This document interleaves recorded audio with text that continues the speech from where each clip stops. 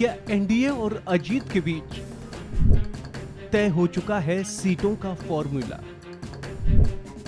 अजीत के खाते में कितनी सीट? पिछले कई दिनों से महाराष्ट्र की सियासत में उथल-पुथल मचा हुआ है। वजह है कभी एनसीपी नेता शरद पवार के राइट हैंड माने जाने वाले और भतीजे अजित पवार द्वारा की गई बगावत। दरअसल बीती 2 जुलाई को अजित पवार अपने साथ 8 विधायकों के साथ एनडीए में शामिल हो गए और डेप्यूटी सीएम की शपथ ले ली, जिसके बाद महाराष्ट्र समेत पूरे देश की सियासत गर्म हो गई। इतना ही नहीं, अजित पवार ने अब एनसीपी पर और उसके निशान घड़ी पर अपना दावा ठोक दिया है।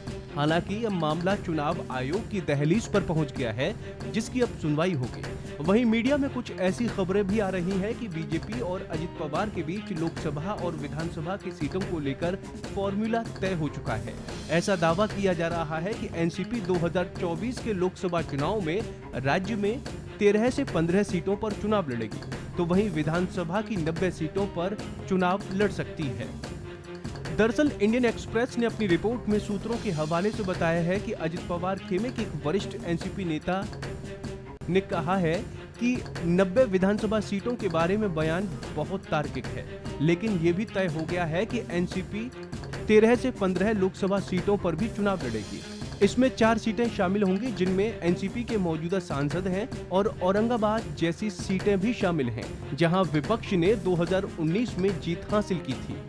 इस नेता ने कहा, अपनी स्थापना के बाद से पार्टी लोकसभा चुनावों में महाराष्ट्र में दोहरे अंक का आंकड़ा पार नहीं कर पाई है।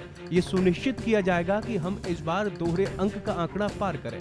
शिंदे गुट के पास 13 सांसद हैं, वो तय करेंगे कि कितने लोग लोकसभा चुनाव लड़ेंगे, लेकिन हमने स्पष्ट कर दिया है कि हम 13 से 15 सीटों पर चुनाव लड़ेंगे। गौर हो कि राष्ट्रवादी कांग्रेस पार्टी ने 2019 के लोकसभा चुनाव में रायगढ़, बारामती, शिरूर और सतारा लोकसभा सीट जीती थी। एआईएमआईएम ने औरंगाबाद में जीत हासिल की थी। इसके अतिरिक्त कांग्रेस एनसीपी ने नवनीत राणा का समर्थन किया, जो अमरावती से निर्दलीय जीती थी, लेकिन बाद में उन्होंने भाजपा से हाथ मिला लिया। आपको बता दें कि अजित पवार द्वारा जिस तरह से लोकसभा चुनाव से पहले एनडीए का दामन थामा गया है, उसे विपक्षी एकता को कहीं न कहीं तगड़ा झटका लगा है, क्योंकि एनसीपी नेता शरद पवार 2024 के लोकसभा चुनाव के लिए पूरे विपक्ष को एकजुट करने के लिए अहम भूमिका निभा रहे हैं और अजित पवार के बगावत करने की ये भी एक वजह बताई जा रही है। फिलहाल शरद पवार के सामने अब अपनी ही पार्टी का नाम और निशान बचाए रखने की चुनौती आ खड़ी हुई है। दरअसल सियासत और बगावत का इतिहास पुराना है, लेकिन बगावत का ये कैसा स्वरूप है जिसमें बगावत करने वाले ही पार्टी पर भी कब्जा जमा रहे हैं। बगावत के साथ ही लड़ाई पार्टी के नाम और निशान पर आ जा रही है। पहले शिवसेना में ऐसा ही हुआ और अब एनसीपी में ही वैसी ही परिस्थितियां बन गई हैं। हालांकि मामला चुनाव आयोग में पहुंच गया है।